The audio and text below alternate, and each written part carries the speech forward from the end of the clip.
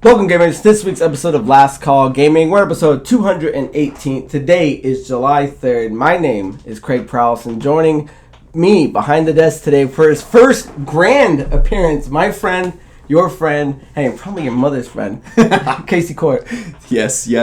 Thanks for having me on the show today, Craigers. I'm loving being here. I know we've been chatting about doing this for a good long while. Yeah, we still need to do a Tops episode. Yeah, definitely. Just gotta get we gotta sync our schedules. Yeah, well, because Casey lives in Havasu and I'm in Bullhead, and then we're about an hour and a half away, and then it's just time and the fact that you were able to do this, man, means a lot. Because we've been old school friends as far back as high school goes, and and we're always in contact. We always we're on Discord. We text each other, so it's not like we're out of the loop. And you're also a fellow YouTuber. I know it's kind of not running at the moment, but people can find you doing what kind of things with your stream? Yeah, so I was streaming for about a year regularly every Tuesday, doing Pokemon content. So, great content. Yeah, thanks, man. I appreciate it. Yeah, it was fun. But yeah, I've been into a new endeavor recently. I started my own business, and so that's taken a lot of time away from my extra free time, and so I kind of put the streaming on the back burner for right now. But I've got a whole catalog of streams, a couple videos that I posted too. I definitely want to get back to it. I enjoyed doing the live streaming. I enjoyed the YouTube aspect, video editing and things like that. So I'll get back around to it eventually. You can find it, my Gamertag or my YouTube channel. My YouTube handle is KCPKMN. So it's just my first name, CASEYPKMN. Nice, yeah, because you did a whole different breed. Andrew and I, we do a recorded show. Usually we do it all in straight one take, so there's, bloopers are all included. But you do live streaming, man. I've always been impressed with that. And thank you. What made you go down that route? It's really cool, actually. The live streaming was a little bit easier as a setup right away, just so I didn't have to find the time to edit full-blown videos and things. Right, like this. Yeah, like this one. Yeah. So it was a little bit easier avenue to just get everything set up, hit the go live button, and then go for it. Perfect. And a game like Pokemon, when I'm shiny hunting and things like that, it's kind of a, I want to say mindless task, but it's simple. It's nothing crazy. You're not having to deal with crazy controls, when you're playing a video game of that magnitude. So it allows me to connect with the audience a lot better. Yeah, because you were doing comments on two different screens at one time. Yeah. I had multi-streams going, so I was streaming to YouTube and Twitch at the same time, as well as vertical streaming to YouTube. So I had 3 chat windows opened up. I've got regulars coming in there, in and out, and so it's super cool. And then just the community aspect is super fun, man. Being able to chit chat with people and just bullshit about anything. We talk food, movies, games, whatever. And Taco Tuesdays. Yeah, Taco Tuesdays, baby. Every Tuesday is what it was. So eventually I will get back to it. I just got to focus on the bread and butter for right now. Yeah. Keep continuing to build my business. I'm doing really well with that, and so. You have time to do stuff like this. Yeah, exactly. Yeah, so that was cool. I just wanted you guys to let you know who Casey is, how far we go back, and if you guys do want to check out all of his content, KCPKMN. And so guys, here we go. If you guys are watching on YouTube, make sure you like, comment, subscribe, share, hit the notification bell. If you guys are wanting to check us out on our social media, our Linktree link is in the description. You can check us out on Facebook, on X, on Instagram. And if you guys are listening to the audio-only version of this podcast, check us out on your podcast platform of choice. So again, as you've noticed, Andrew's not with us. I'm giving him all the time in the world to take care of sweet baby Mateo, and he has all the time he needs. So again, we're going to do just some off the top stuff, talk about some news that involves games, and then just take some questions and just make it a nice, light, easy episode. And we'll talk about this stuff as much or as little as we need to. So gotta make it a cakewalk for your boy here. First one's the hardest. Uh-oh. So our first off the top, guys, is going to be about Helldivers 2, which was announced for Xbox today. If you guys aren't familiar with Helldivers 2, it's a 2024 cooperative third-person shooter video game developed by Arrowhead Game Studios and published by Sony Interactive Entertainment. Now, that launched on February 8th of 2024. But as of today, another announcement was made for Hell Launches 2, which was launched on PC and PS5 in February. Actually, hold on. Let me go up. That's where I need to be. So, the announcement today was Helldivers 2 is coming to Xbox Series X and S next month in a shock announcement that sees Sony publish a game on PlayStation's rival consoles. Arrowhead's explosive co-op third-person shooter launches on Xbox on August 26, 2025, which is what a live stream confirmed. Remarkably, that's the same day Microsoft releases Gears of War Reloaded on the PlayStation 5.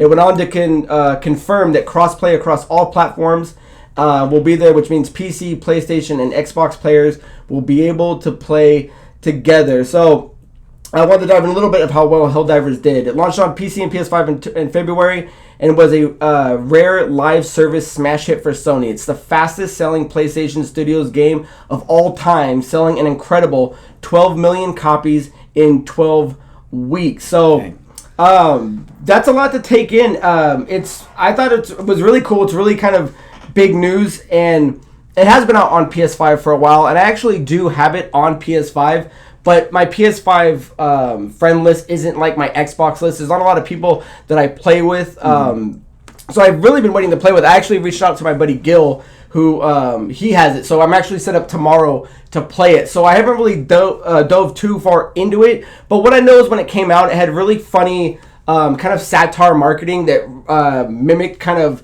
Starship Troopers. So it coming to Xbox, I think, is really cool, and the fact that we're at this point where exclusives seem to not so much be, they're not dead per se. Obviously, you're going to live in a world with Nintendo where they're going to be keeping their exclusives, but it seems that a lot of this stuff is kind of switching over, and it seems they are kind of doing the move where it's like, okay, let's do as much as we can on a console or PC for a year, maybe two, and as soon as it's all kind of sold out, then let's move to another platform. And obviously, Xbox has been moving that way with being the biggest publisher in the world now, but it's very odd to see Sony kind of play nice, because it's not that they own Arrowhead, it's that, which is a studio that made it, it's that they own the IP for Helldivers 2. So this wasn't just a move that Arrowhead wanted to do that you know, with or without Sony. Sony had to greenlight this thing. So, I mean, how are you looking at this now with, like, Sony's finally playing nice? There's only a handful of titles that have ever really done it, but how do you see it? I think it's good. I honestly, any of the online multiplayer games, especially when it comes to first and third person shooters, anything that can generate like an online competitive scene or anything like that, I think is good to be cross-platform out the gates. It's better for the gaming space, for gamers, and ultimately I think it would benefit the publishing studios as well as, you know, Microsoft and Sony to play nice in those versions. I understand the exclusivity stuff. Obviously, you want to sell your product, so you want to keep big titles on your console to make sure you're pushing those sales. But with a game like Helldivers, I feel like we're at a point in the life cycle of these systems that there's already whispers of the next gen coming. You know, Switch 2 just dropped. You're going to have another Xbox, another PlayStation soon. And only a year ago, you dropped this game, and it's exclusive to PS5, right? And PC. And PC. So you had it on PC already. Microsoft is already getting some love from it there, you know? And so, I don't know.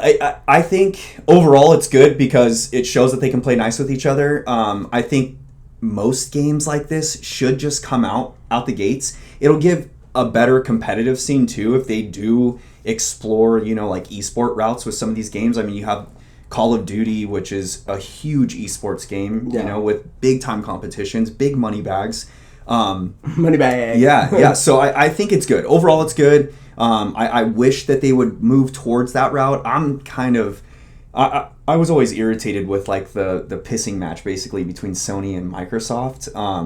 I'm a PC gamer myself, and so now it all comes out. Hey, we get the best of both worlds. Yeah, I know. I don't normally have to worry too much about it. I kind of stay in my own realm, anyways. Like Helldivers, I never really got into. I didn't play any of it. But it was huge when it released. I mean, I remember sleeper hit for them. Yeah. It was big. It was all over YouTube, all over TikTok. Everything was exploding about Helldivers. People calling off work to keep playing Helldivers overnight. I mean, it was a good scene. Yeah. What's interesting too is that until Helldivers kind of quietly became a really big hit on Sony, on PS5 and PC, nobody really remembers Helldivers 1. You know, you had to have been into it to know it. So Helldivers 2 is kind of the entry point for a lot of this. And what's interesting is they mentioned earlier in the article that it's dropping the same day as Gears of War, which is really interesting because clearly that is the same audience that's gonna play the same type of game. So it's what I like is that the price point to enter for this game is $40 for the standard version, and it's because they could have made it on the Game Pass, right? Yep. And I think Sony was smart to be like, no, let's not put it on Xbox's Game Pass. Let's still make it something on $40 so we can get a rip. And what do you think? Do you think it's a better move that they? I mean, I kind of like that they launched day and date next to Gears of War because I don't look at it in terms of, obviously it's going to cannibalize some of the audience, but I look at it as going, dude, you're still coming for the Brofest, bro. Yeah. The Brofest, bro. And it's like, I think people that are going to be playing Gears of War are just as easily the same day going to play Helldivers 2. Definitely. The audience is still there, and I think being there on the same day, it's like, oh, now I have two drinks of the same glass. Yeah, exactly. No, I don't think it's that big of a deal. I think it is kind of it's good to see the companies playing nice, but I think it is still kind of Microsoft showing like, hey, yeah, we're gonna play nice with you guys, but we're still gonna kind of piss on your Wheaties at the same time, you know? But I honestly I don't think it's gonna affect them too much because at a $40 price point, I mean, we're all seeing games going double that much now, so. At a $40 price point, I don't think it's going to scare anyone away. And most people playing games like that, I feel like maybe one night they're going to play Gears of War. That's the next night they're going to play Helldivers. You know, like what do you and they're going to get in a squad with their buddies and same groups. Exactly. Just move over. Yeah, that's what I think. Or they'll play Gears of War for a little bit and be like, all right, I'm kind of over this one. Let's go play Helldivers for a bit, and it'll give them that option. So I don't think it'll cannibalize too much, to be honest.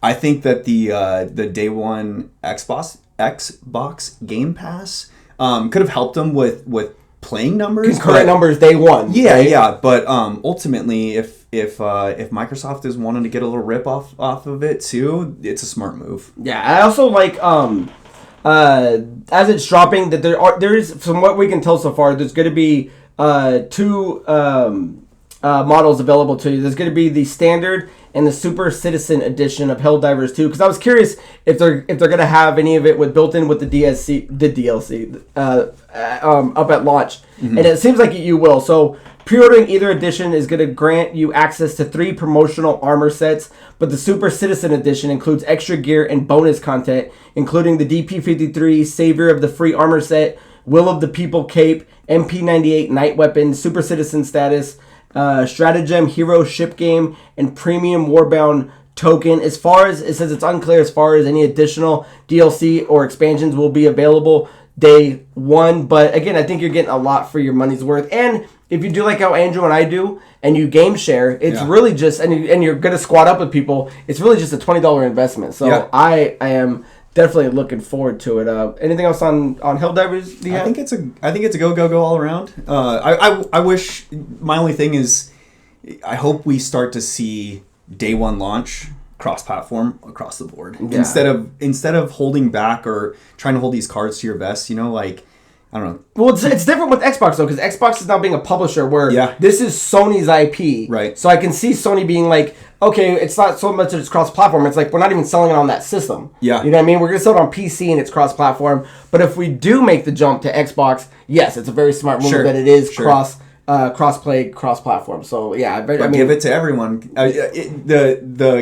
It seems like in the console gaming space, obviously PlayStation has a stranglehold on it right now. Over the past more recent years since like the Xbox 2 or something, right? But the Xbox 360? 360, yeah, I'm sorry. No, they don't name their things properly. No, exactly, that's right. Xbox is weird. I was like, wait, Xbox 2? Yeah. They're the oddball. But yeah, I just think, you know, like when you're dropping games like that and you already have it cross-platform to PC, just go for it. Yeah. Just break it out there, you know? Well, but the argument would be that they didn't need it on Xbox when it's the fastest selling PlayStation game of all time. Yeah. So it's like, oh, we don't need to do that. But that's what's really curious about PlayStation doing this. But Xbox is already drowning. They didn't need to do this, and it's like, hey, you know what? Let's give the fans something, because you want to keep that game healthy and alive, because what people need to realize is that Sony wants to be in the games as a service business and model, and they're trying to make a whole bunch of stuff. And recently, a lot of things kind of canceled, like the Uncharted, or not the Uncharted game, the Last of Us games and things like that. Concord bombed, so they're like, hey, let's at least take a title that we have that does great, and now let's make it awesome. And what was really cool, I don't know if you saw the Xbox trailer for it. But the whole thing, because like I said, it's a really like satire approach, like Starship Troopers. Yeah. It's like, we need more recruits. Call it all Xbox players. Oh, okay. And it drops down. So I'm like, they're really self-aware of what it is. So no, that's cool. I really like it. That's cool. So yeah, that's Helldivers 2, guys, and you can look forward to that as well as the same day as playing Gears of War Reloaded. So, with that being said, guys, our second off the top is that there is a new Street Fighter movie that is coming. It's an upcoming live-action film based on Capcom's popular fighting game series of the same name. It is currently in development by Legendary and distributed by Sony Pictures. The film will be directed by Kitao Sakurai. This comes to us from Deadline. The film will be directed by Kitao Sakurai, who has taken over the project from Bring Her Back filmmakers Danny and Michael Philippou, and is set to be released in 2026 through Legendary and Sony. The film adaptation is being co-developed and co-produced alongside Capcom, the developer and publisher of the video games. While the story for the film remains tightly under wraps, casting news has been coming in fast and furious. Recently announced additions to the roster include David Das Malchian as the iconic villain M. Bison, Orville Peck as Vega, Kalina Liang stepping into the role of Chun-Li, and Andrew Schultz as Dan Hibiki.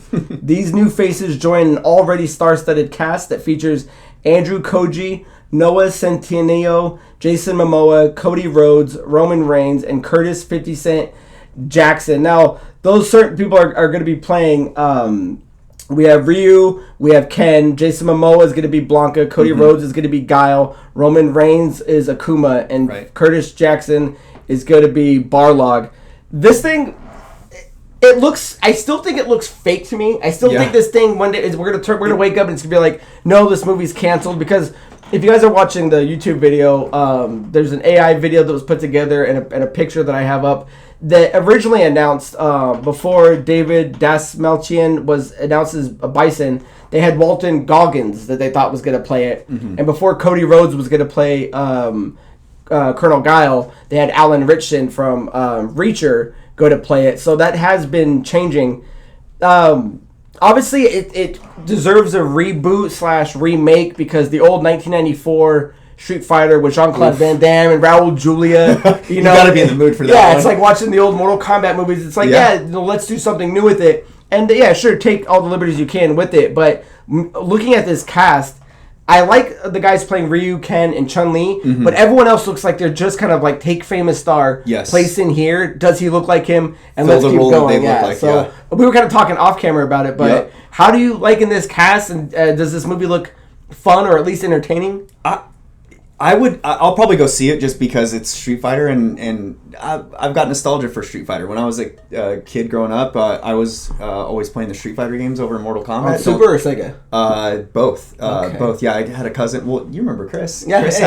Chris had Nintendo consoles, and I always had the Sega console. But yeah, we would always play Street Fighter and play against our uncle, and like whoever could beat him was like king of the day. He was good. Like, right on. We were kids at the time, but yeah, I'll definitely go see it. Honestly, when it comes to like the movie adaptations of fighting games, I just don't think Hollywood has the right idea. I think that they just continue they continue to try and like create these storylines out of nothing to create, like a topic to build a story on and cinematic and things like that. But I just don't think that they need all that hullabaloo, Like, it's a fighting game. If you play those games, when you go in, the story of the game is it's a tournament setup of some sort, whether it's Mortal Kombat and you have... oh shoot! I lost the name of the villain in Mortal Kombat. The Shao Kahn.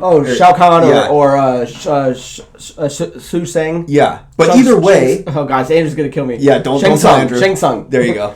either way, they're setting up a fight to the death tournament, and you're fighting in it, and you pick your hero that you want and you fight in it. And same thing goes for Street Fighter. It's not like the old 90s movie.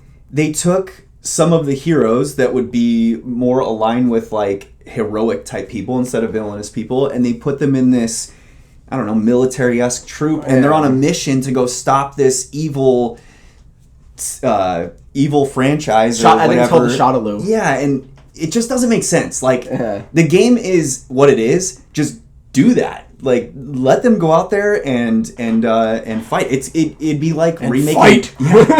It'd be like remaking Bloodsport. Yeah, awesome. I remember watching Bloodsport as a kid and just thinking, dude, this movie's cool. Bloodsport was Street Fighter, man. Yeah, it was. Street Fighter, 100%. Well, with that being said, though, because it's like, because if they do what you're proposing, it's like, okay, cool.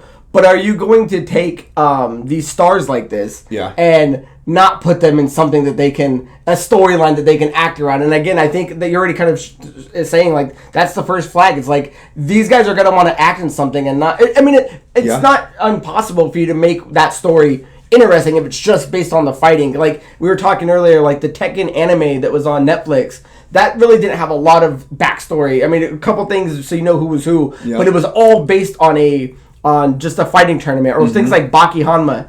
So it's like, I hope they don't bite off more than they can chew. Just don't muddy up the waters. Please, please. So, but with that being said, I did kind of want to look at the cast. I do like the person playing Ryu, which is Andrew Koji. I do like the person playing Ken, Noe Centineo. And I do like Chun-Li, Kalina Liang. But as far as everyone else goes, it's really just a mishmash of who's going to be who. And the biggest names that they could get and throw them in the role. And is WWE a part of this? Are they producing this thing? Like, you got Cody Rhodes and Roman Reigns. So I just kind of wanted to ask you, who's besides the top three, who's a choice that you like as that's a surefire? Who's one do you think is a total kind of miscast? And then who do you think is still kind of a Hail Mary or like the wild card? Okay. Do you want to go first, or do you want to go first? You want to alternate, or who's your favorite pick? I think my favorite pick is probably just Jason Momoa, just for the sheer stardom. I think it's good to have him as part of the project, because you're going to draw people in just to watch it just because he's there. Obviously he's playing the best actor that can't talk. He's playing a character that doesn't speak or doesn't like talk at all. So I don't know. I mean, unless they adapt something there, you're probably not going to get a whole lot of acting from him. But the character was always cool. It's a very beloved character in the stories and in the games. It's a very cult-esque loved character. So he's gonna be graded harshly on it. But I think casting him in any role that they could have casted him in would have been great. And so I even think Akuma would have been kind of cool. Yeah, I think Akuma would have been better for him, to be honest. But it is what it is. Well, because I like Jason Momoa, and hopefully him being Blanca turns him back more into Khal Drogo instead of this fat dork we see on Minecraft. Shredded. God, the Khal Drogo days. Dude, I miss those days. But, back when no one knew who he was. Before he took on the Aquaman role. Yeah, and blew that up. As far as my favorite pick, I would say that it would be Roman Reigns as Akuma. Okay. I think next to Jason Momoa, we've seen him in a couple things, and he does well, but he does match that look. So if we are just taking people for look, per se, then I think he definitely nails it, and I think he definitely has the most potential to kind of stick out. And I think him, I don't know, I'm trying to remember a lot of the Street Fighter stories. I don't know how much him and Blanca would be around each other. Right. But it'd be really cool to kind of see them play off each other. I think Akuma is kind of Ryu's mentor, right? Let's see. In the story. I have it here. And so there's a lot of... I remember playing Street Fighter 2 Turbo, I think it was. You have a lot of... If you play as Ryu, you have a lot of interaction with Akuma throughout the storyline. He's a dark anti-hero who is the younger brother of Ken and Ryu's former master. Okay. That's that role. So, as far as your worst pick, who doesn't belong in this at all? I would say probably Andrew Schultz is kind of a weird... Like, I think it's cool that he's gonna take on a role like that, or a role in a game adaptation fighting movie, but Andrew Schultz is just a funny dude, and so I'm not as familiar with the Dan character in Street Fighter. I never really played as him. I know he's just kind of like one of the Ryu and Ken knockoffs with a different color. He's a lot more close combat style fighter.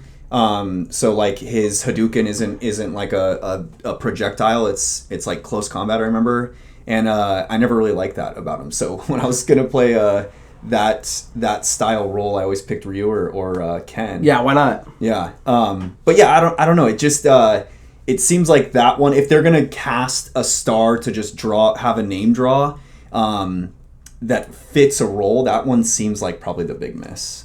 Yeah, it says here that Dan, who wears a rose pink karate gi, is embraced by the fandom as a joke character. Okay. I mean, high hopes for him, but yeah, I don't really see. Well, I mean, if he's going to be that smart aleck Johnny Cage role, I could see it work. It doesn't seem fitting of this type of movie. Yeah. If they come out with action style and you got him dancing around being flamboyant. Yeah. As far as my worst pick. And again, it's nothing against the actor, because I think he's a great actor, is David Dastmalchian as M. Bison. Simply because it's the same kind of thing they did with Raul Julia. Again, love him, love Gomez Adams, but it's like, Bison, go to Street Fighter. Bison is a huge, threatening force. And I'm not saying he can't play the role and be very intimidating and very kind of military based with whatever monologues or but he doesn't have like that broad shoulder. But it's like, dude, you're not Bison. Yeah. And we're picking people, and of all the people we're picking to look like their character, for me, I'm like, how did you pick him as Bison? Even Walton Goggins is another kind of. Sure, he can get big and he's tall, but it's like, dude, you're picking all these guys that are buff and look like each other. It's like, where's the buff guy playing him? So for me, it's like, he's going to be small against the other cast too. But again, though, maybe they're casting one of the best actors so far. I mean, so far he's one of the best actors on this list for sure to play someone that's got to be probably the most intimidating. But for the look wise of the movie, which everything else is based on. I don't like it. Yeah, no, for sure. He's probably gonna have the most speaking parts too. I mean, imagine, him and Guile type, you know. But and then as far as the wild card, who you're not sure about, who do you think's on that list? We still have. I think Cody Rhodes is Guile. Yeah, probably. He's got like when you perform well in wrestling, like those guys do, acting at that level. Obviously, it's a very dramatized acting. But he fits that role. He looks like that American boy, you know, like that badass that tattoo helped him, dude, for sure. And so I think if he's able to pull that off, he could win over some hearts and do really well with it, I think. Yeah, I'm with you on that. As far as my wild card, it has to be this Orville Peck guy. I knew nothing about him. Didn't know who he was. Apparently, he's a queer country superstar who famously wears a mask and hasn't shown his face in public as Vega. It's cool. It kind of matches the theme. Vega wears a mask. So, but this guy's. It's going to be his first acting role. Yeah. So it's like, why? Why are you picking this guy, this singer who? I mean, I'm sure he's popular. I'm sure he's famous. I'm sure a ton of other people know who he is. But I didn't know who he was, and it's just the same kind of thing as 50 Cent. It's like, why are we getting these rappers and singers to play it? So he might be fantastic. I don't even know what his voice sounds like. Never heard a song. So for right now, he's the wild card, mainly because I'm more intrigued about them both wearing the mask stuff. You know what I mean? Sure. I want to see Vega's cool mask if they're going to do like the rose on the side and things like that. So if his scar will show a little bit underneath. Yeah, so I think too with Vega's character, he's if I remember correctly in the story, story beats of the games, he's pretty quiet, right? He doesn't. Yeah, he's like an assassin. I remember like when he would have speaking parts in the games, it would be like a lot of ... insinuating that he's just. They call him he's the Spanish ninja. Yeah. Yes, with whose agility and signature claw gave him that name. So I still think this movie is a joke. I still think it's gonna be canceled. I still feel we're gonna see a mixed match. I am gonna be interested to see who else they add. If there's gonna be like Zangief and Sagat and things like that. I would love to see Zangief and Sagat. Sagat. Yeah. Sagat. So, anything else on Street Fighter? I think. Are you seeing it day one or waiting for it to come to Netflix? I'll probably wait on that one. I don't think I'm going to go splurge on the movie theater for that one. Just a quick splurge or dirge. Yeah, we'll see. Nice, guys. So with that out of the way, leave down in the comments below, guys, your thoughts on Helldivers coming to Xbox, as well as your thoughts on the new Street Fighter movie. So with that being said, guys, let's move into questions of the week. If you guys want to, hey, the best part. If you guys want to submit a question that we can answer on the show, you can do so a couple of different ways. You can email us at lastcallproductions@gmail.com. You can leave a question in the YouTube comments. We can grab it there. Or you can find me on social media at Craig Perales, and I can take it there. So our first question comes from Jerry K, and he writes, I know you guys mentioned what you're watching during the shows. I'm curious of what your favorite movie franchise has been over the years. So you're my guest, my friend. Well, thank you, Jerry K, for the question. Yes, first sir. and foremost, classic JK. It's a great question, to be honest. And I feel like it's one of those ones that as you grow and get older and change, it kind of fluctuates, right? Oh, definitely fluctuates. Yeah, it definitely fluctuates. I would say... Because with that being said, franchises aren't the same as when I was a kid. You look at certain things, it's like there's more movies now attached to that, assuming they keep growing, and that could change your whole filter on it. 100%, yeah. I would say, like, one of my go-tos, it's always been there, would be the Star Wars franchise. Yeah, and that's definitely a popular one. Yeah, it's definitely a popular one. It was always a favorite of mine growing up. I remember spending weekend days watching all 6 movies in a row. See, again, you're looking at them as all 6. Yeah. Because when we were in junior high and high school is when the prequels came out. In 99 is when So we were like older elementary, early high school years, but.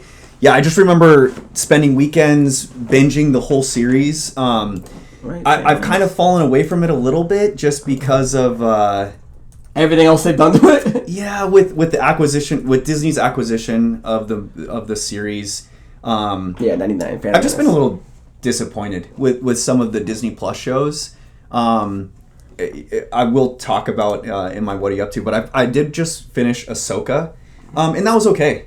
It's better than most. Yeah. It's better than the Acolyte. But honestly, it's been a disappointment. So even like Acolyte I didn't even watch because I've just been not a fan of what they've been doing, Yeah. So... Yeah, it's tough with Star Wars because Star Wars is probably the biggest franchise. Maybe you can compare it next to an MCU, but it's one of those things where it's like, once upon a time it was the golden goose, and it's like because of with so many things, it's like it's almost at the point where there's just as many stinkers as there are great movies, or just as many stinker shows as there are with great shows, and it's like I said, as a kid, golden, but it's like as an adult, it's just, for me, Star Wars was slowly starting to water down, where it's like it's just not really Star Wars anymore, man. I'm reading some of the old books. Geno got me on reading Darth Bane, and it's like, man, I miss the old legacy stuff, and it's like, why couldn't you just take from there? But I just don't understand why when Disney took it over, they had such like adamant attitudes to put their stamp on it. Like,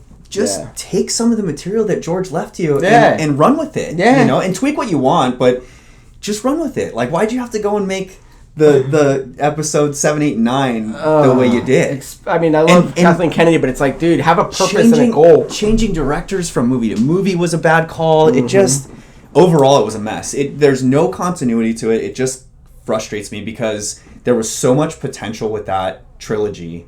And even the actors, like the girl who plays Rey, Kylo Ren, it was very, like, you want to like these characters, but the screenplay, the writing, the discombobulation, the disjointedness between the story from one episode to one movie to the next, just really left a bad taste in my mouth. And I think Mando helped out a lot, but as I got into more series like Boba Fett and such, I just... Yeah, another one that just dropped the ball. Dude, yeah, I just wasn't a fan. And the next movie we're going to do is Mandalorian and Grogu, so you have that to look forward to. Yeah, we'll see. So, my franchise, as far as my mainstream answer goes, because I was looking at Star Wars, the MCU, DCU, Pirates of the Caribbean, but it really kind of came down to, like, man, is it Lord of the Rings or is it Harry Potter? Ooh. Because between those... And I'm not counting Fantastic Beasts and Where to Find Them. Those aren't Harry Potter. They exist in the world where Star Wars, every movie and every show has Star Wars in it, and it's the same 20 years of time. Yeah. So it's like pound for pound, man, they both deliver. There's no bad one in the bunch. And it's weird because you can probably watch all 8 movies of Harry Potter before you watch all 3 extended versions of Lord of the Rings because of how much content. Yeah. But it came down to Harry Potter because Sam and I at the end of the night we'll try to watch a show, and she'll try to watch like Grey's Anatomy or Friends, and I try to watch like Seinfeld or The Simpsons or something. But if it's a standstill, we're both like, you know what? Let's put on Harry Potter. And I've literally just been rewatching them. I watched 1 through. I'm on 6 right now, and I'm like, man, it's one thing they got the casting right. Yeah. You know, and you could argue if the show is going to do the same thing or not, but they were able to keep let's call it the appropriateness of the age of the actors. Yes. Shooting back to back, it's like, man, these kids, like what they tried with the Percy Jackson movies, it's like, or the Chronicles of Narnia movie, it's like these kids age out of it. We're watching those movies again. I was watching them back to back. I'm like, yeah, dude, this is the adolescence. This is now them becoming young adults. So I think my mainstream answer is, out of all the big ones, obviously Star Wars is up there. I had it on there, but it came down to Harry Potter because I don't think there's a bad one in the bunch. I did put down Prisoner of Azkaban. Oh, that's my favorite. Prisoner of Azkaban's my favorite. Movie-wise? Expecto Patronum! Dude, I love number 3. The thing is, it's my favorite book. I think Goblet of Fire is probably my favorite movie, but 3's up there. I think Prisoner of Azkaban was one of my favorite books of the series. Oh, I really love Order of the Phoenix too. But Prisoner of Azkaban was probably up there when it came to the book series, and I just feel like movie-wise, they missed a few beats there, and they left some things out that I wasn't happy about. I feel the same way with Order of the Phoenix. I feel Order of the Phoenix was one of my best books, and it's like, and the movie was like the most I'm like, as big as it was, like, there was too much content to put it into one movie. Yeah, and I think that's where they missed there. But the series is great. It's a fantastic series, and I am really looking forward. Are you looking forward to the show? I'm excited. Yeah, I'll definitely watch it. I'm a day wanting it. Yeah. Yeah. I've been taking more of the approach like with all shows, movies, things like that. I kind of take it slow now. I don't dive right in. I kind of got chapped on Star Wars, so you gotta take it easy. Yeah, definitely. Yeah. It's not a binge watching. Yeah, it's no. But I did want to throw a couple of low key ones. I do really enjoy all 3 Fridays. Okay. I actually just rewatched all of them recently. That's a good little show. But I was thinking too, I'm like, but again, every franchise has a stinker in it, man. Like number 3, a lot of people don't really care for it. I was thinking of like Austin Powers, Back to the Future. You know, there's always one movie in it. But 3 Ninjas was another one that I really enjoyed, and not the High Noon one because those are completely different kids. They changed the colors with Hulk Hogan. Rocky loves Emily. But yeah, I could watch those first ones, those first 3. I enjoy them all. So do you have a low key pick at all for a franchise? A low key pick? Off the top of your head, I know I didn't ask you for it. Yeah, no. A low key pick off the top of my head, dude. What would it be? I don't know if it's so low key because it's pretty recent, but or there's recency to it. But I really like the How to Train Your Dragon series. I just saw it for the first time this year, all the animated ones, and I just saw it. Yeah, I've never saw them before as a kid. I'm in love with them. Dude, I watched... Good call, yeah. I watched the first 2 before I had children, and I've always been a fan of animated kids movies, and like Shrek was always one of my tops. Or even Toy Story franchise, dude, man. Toy Story is so good. But yeah, How to Train Your Dragon was always cool, and then now that I'm a dad too, that first movie... Dude, something about becoming a parent makes you emotional, and like can't wait to rewatch them. Dude, I remember watching that first movie the first time, thinking, "Oh, that's cute," you know, it's pretty heartfelt, blah blah blah. And then I watched it with my kids the first time when Aubrey and Chandler were, God, they must have been toddlers or maybe like early kindergarten or something, and I just remember telling them, yeah, this is one of my favorite animated ones. We'll watch this together. And it gets to the end, and I'm just hiding my tears, making sure they don't see me crying. I ended up crying the theater with the new one. Dude, I did too! I forgot. Man, I just took them to go see it this last weekend, and great movie, same thing. Man. So good. So good. They did such a great job adapting it to live action. It was so well done. The actors were great in it. I love seeing Gerard Butler fill that role in live action. Dude, he should be Bison. I mean, for real. Gerard Butler should be Bison. He would be perfect. Dude, he would be perfect. That's funny. So, excellent question. But we always love talking about movies around here. So, guys, leave your answers down below. And our final question for today comes from Nexus. And they write, simple question, is TMNT still cool? Yes. That's it. Guys, see you on the next Game set wrap later. I've been a fan since the original comics, and it was cool when they changed it up, but it seems like every few years something new changes, either the shows, movies, or games. Do you guys still follow it? So, yeah, I understand your concern because, yeah, a lot of people kind of forget that the Ninja Turtles were originally kind of really dark, really gritty, didn't have names, they were all red in band. Yeah. And it wasn't until they made the 80s cartoon that they made the Michelangelo, Leonardo, Donatello, Raphael. And when they made those 90s movies is when they kind of did a hybrid of the cartoon and the old comics, which were fantastic. And again, there's been a ton of stuff in between. There's been a bunch of Nickelodeon shows. There's been a few different iterations of the movies with Michael Bay.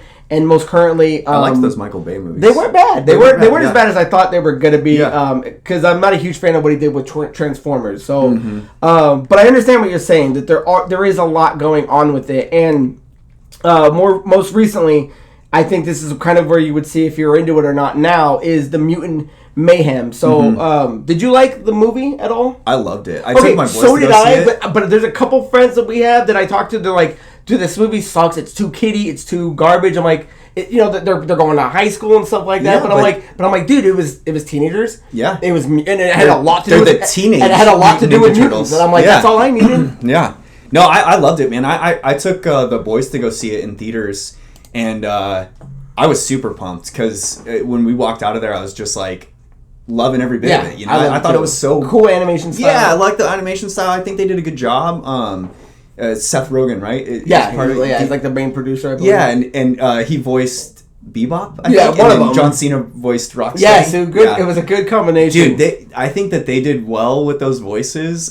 Just enough of them in there to make it fun, and then not overwhelming, you know? So, yeah, I think Turtles are still cool. I've loved the TMNT since I was a kid. I think, I remember my dad or my mom has a picture of like one of my first Halloweens, and I was Raphael. That was always my favorite. Nice. That's your name, Turtle? Yeah, I was probably like 4 or 5 at the time. But yeah, I've always been a huge fan of. Nice. As a kid, I liked Michelangelo and Geno liked Donatello. But as we got older, I ended up liking Leonardo and he ended up liking Raphael. Oh, okay, yeah. I always played Donnie in the video games. He had that range. Oh, dude, the range. And you never get hit. Yeah, you never get hit. And as far as, I don't know how many comics you read or anything like that, but yeah, the comics now are a lot of crossovers with like, they do a really cool run with Batman crossovers, and they do Power Rangers and things like that. They did a Power Rangers crossover? Yeah, wow. It's actually pretty dope. But as far as currently, man, if you're looking for stuff to still think it's cool, it's been out for a little bit. It came out in April of 2022, but the Ninja Turtles, The Last Ronin and The Last Ronin Lost Years is excellent writing. I actually have it. I don't know if you read Last Ronin? No. Okay, I have it if you want to borrow it. Next time I see you, just bring it back. For sure. Check it out in my little library. Okay. You got a library card I can write down? Casey was here.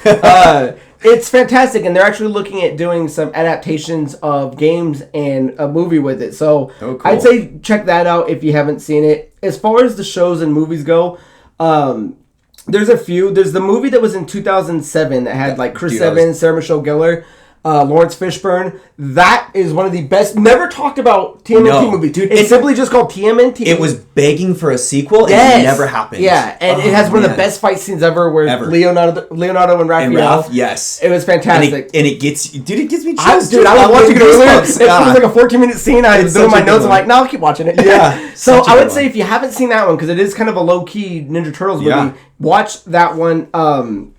As far as the shows go, thinking about that. It's good stuff. As far as the shows go, I would say check out the show that ran from 2003 to 2010. It's just called Teenage Mutant Ninja Turtles. It's probably got some of the best criticism, and a lot of people enjoyed it because there's a lot of different cartoons or shows, and they all have the same name. They're all called Teenage Mutant Ninja Turtles. So you got to be careful. Find the one from 2003 to 2010. As far as games go, there's a new game coming out called Teenage Mutant Ninja Turtles Splintered Fate. which is a roguelike brawler game developed and published by Super Evil Megacore. And it does combine a lot of the old comics with some of the cartoons. Shredder's been kidnapped, and you gotta rescue him from Shredder and the Foot Clan. Nothing new there, but cool. A lot of people want to compare it to like Hades, but it's not. It's a roguelike. That's about as far as much as you can do with Hades. It is its own thing. It is cross play. And cross platform, but you can get all 4 turtles, and you can buy it right now. It's on sale for $23.99. I looked today, at least on Xbox. Did you buy it yet? No. I asked Geno if he wanted to buy it. He hasn't wrote back to me yet. And if you buy it, if you buy it now, because it launched on the Switch first, which was weird because it was originally a mobile game. Then it went to the Switch, kind of found its home. They kind of readapted some of the mechanics. Then now it's on Xbox and PlayStation. And if you get it now, day one launch with the new one, it comes with Casey Jones. Cool. So there's also a game called the Cowabunga Collection. I have it on PS5. I got that for Chandler. It's got 13 games on it, and it also has have you gone through it? It's got soundtracks. It's got comics in it, and it's got, if you pull up the old 80s cartoon, it's got still frames. You can kind of watch episodes. There's a lot in it, and to me, I was like, that's probably the best piece of Ninja Turtles stuff they've done. Nice, at least in a while. So is Ninja Turtles still cool? I can understand if you're not a fan of Mutant Mayhem, because that is the current show running. That is going to be the next movie that they're going to be doing. Yeah. So I can see if it turns you off, but I would say if you haven't watched all the other good stuff, at least go back and check that out. Yeah, for sure. Yeah. No, I've always loved TMNT, and that question will never be a no answer. They're always dope because there's just so many iterations of them, and I don't like the goofy ones, but I mean there is enough badass turtles to plenty of stuff to go watch and read. So, and if you're in the age range of your like 30s. And you remember the old arcade-style Teenage Mutant Ninja Turtle games? Shredder's Revenge is a great game. Yeah. Because it plays exactly like those old-school arcade-style ones. Shredder's Revenge, well, Turtles Arcade. You and I played Shredder's Revenge Yeah, that was together. fantastic. Yeah, that was super fun. I had a blast. That was I completely forgot about it. Yeah, that's a good game that that's cross-play, so definitely check that out. Mm-hmm. So thank you guys for the questions. Leave your answers down below. And if you guys have made it to this far in the show, we like to do, what are you up to? We take a second, talk about what we've been playing, what we've been watching. So, again, Casey, for this part. as my guest, sir, do you like that we do it at the end now, or did you like it in the beginning? I don't mind either way. Okay. I've heard that before. Sometimes I like it one way, sometimes I like it another. So what have you been watching? What have I been up to? Okay. Watching, like I said, I just took the kids to go see How to Train Your Dragon. Excellent movie. If you haven't seen it, go see it. The comments about like the casting and the racial stuff is so dumb. Quick. It's so dumb. There's 2 lines in the movie that fix that that. It's an easy fix. It's 1 line of dialogue. Thank God they invented the whatever. Yeah, exactly. So go see it. What else I've been watching? I just finished Ahsoka. That was surprisingly not disappointing. So I had my cousin had told me to check it out, or I'm sorry, one of my buddies told me to check it out. Said, if you're down on Star Wars, check it out. You might like it, and I did. The lightsaber duels are pretty cool. I can thoroughly say that Hayden Christensen is still great at wielding a lightsaber. Oh yeah. Dude, that guy just has a knack for being lightsaber choreographed battles. The battle on Mustafar between him and Ewan McGregor, Obi-Wan. Best lightsaber duel. Hands down. There's nothing that compares to it. Nothing compares to it. And people that want to talk about Yoda, that's all CGI. Yeah. Their battle on Mustafar was them, choreographed. Yeah. And what's cool, too, is if you look it up, Ewan McGregor and Hayden Christensen actually did all of that. Part. They didn't have a stunt double in, so it's super cool. So Ahsoka, good stuff. I've been watching the U.S. men's national team soccer. That's why I'm sporting my jersey today. Ooh, I need one. They're competing in in our region's type of World Cup called the Gold Cup this summer, and they made it to the finals. They'll play on Sunday against Mexico, so I'm super excited for that. You bet on that at all? Nah, no betting. Okay. Especially because our team that's at this tournament. It's not like the top dogs. We've got like probably 9 out of 11 starters not there. So I wouldn't be betting on it because I'd be betting with my heart, and we know where that gets us. I probably got it wrong. So yeah, that's all good. As far as video games go, I've been getting back into Heroes of the Storm, actually. What exactly is that? Because I looked at some trailers, but it was kind of more of a CGI trailer. Yeah. So Heroes of the Storm is a MOBA, a multiplayer online battle arena. If you're familiar with League of Legends or Dota, it is Blizzard's version. So if you're familiar with Dota, Dota was created in Warcraft 3, which is a game made by Blizzard. And so, great game. Yeah, good game. But yeah, Blizzard finally entered the MOBA space with their iteration called Heroes of the Storm. It's been around for a while. They didn't just recently do this. But there are whispers, because Blizzard kind of like stopped doing any development for the game. There are whispers with Microsoft's recent acquisition of Blizzard and Activision. Microsoft has been wanting to get into the MOBA space for a long, long time, to compete with the big dogs like League of Legends. Sweet. So there's a possibility that they might revive it. I don't know. What are you playing on? It's only on PC. It's only on PC. Okay. It's only on PC. Yeah. But super fun game. It's one of those like you never end. It's just a competitive game. It's super fun. Hours go by. Yeah, they can. It's nice though because like if you're familiar with League of Legends or Dota, the actual matches in League of Legends and Dota usually take a good 40 minutes per match, whereas Heroes of the Storm, you're usually done with a match in about 20 minutes. Okay. So about half the time. That's not bad. Yeah, and it's very respect your time. Team fight oriented. So it takes a lot more teamwork in the game, which can be agonizing or super fun and very satisfying. So nice, satisfying and delicious, as they say. As far as what I've been up to, slimy, satisfying. That's it. I haven't been watching anything new. I've really just been on a cartoon kick. Sam and I have been just kind of chilling in bed. We've been knocking out some Hey Arnold's. Oof. And Recess is what I've been diving back into. Hey Arnold and Recess to me are kind of the like two halves of the same coin, where one's kind of more like, because I love the kid aspect, but dude, they deal with real bullies, they deal with real problems, family relationships, where it's like, Hey Arnold kind of deals more with the neighborhood, and then Recess kind of deals more with the playground. I love it. And then she threw in, she wanted to watch, because I run through Rugrats all the time, and she wanted to start watching All Grown Up. So that's what I've been watching. As far as what I've been playing, I just beat Uncharted 2 Among Thieves, which is a 2009 action-adventure game developed by Naughty Dog and published by Sony Computer Entertainment for the PS3. However, I've been playing it on the Nathan Drake collection, which has 1 through 3, which is... in my head, I thought I played them all, but I guess I didn't. I started with 4, because I remember getting it when the PS4 came out, and it made me want to go back. I beat number 1, and I guess I started number 2. I never finished it, because I was going through my trophies, and I was like, what? I'm like, I kind of want to play something that's more chapter oriented, and with this one it's like 26 chapters, so you can I like a good pause state for the night, you know what I mean? It's like, oh, get to chapter 4, pause for the night. You get to like a good stopping point. Good stopping point. So I was like, what's on the list? And because I was looking at Lost Legacy, I think, which is with Chloe and the other chick, and I'm like, well, did I ever beat the other ones? So 2, I think I got to halfway, so I started it over.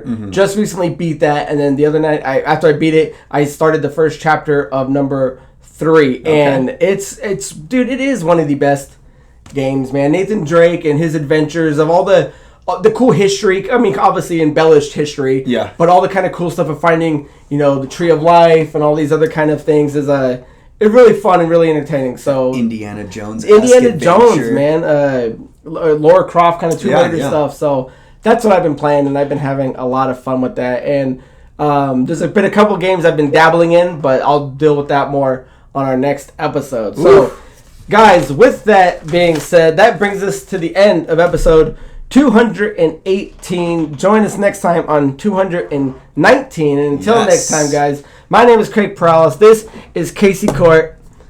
Man, I love being a turtle. Yeah, buddy.